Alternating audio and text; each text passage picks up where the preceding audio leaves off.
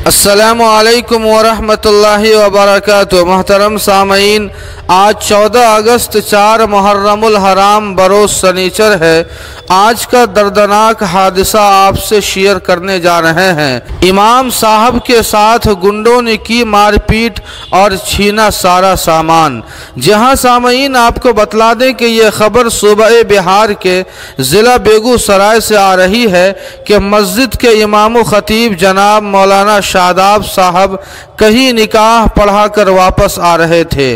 रास्ते में गुंडों ने हथियार के दम पर रोका और मारपीट करने के बाद छोड़ दिया।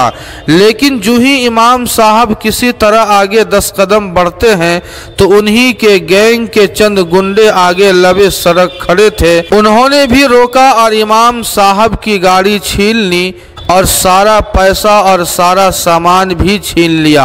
इमाम साहब काफ़ी ज़ख्मी हालत में है। ज़राए के मुताबिक पुलिस ने अब तक उन गुंडों के खिलाफ कोई कार्रवाई भी नहीं की है।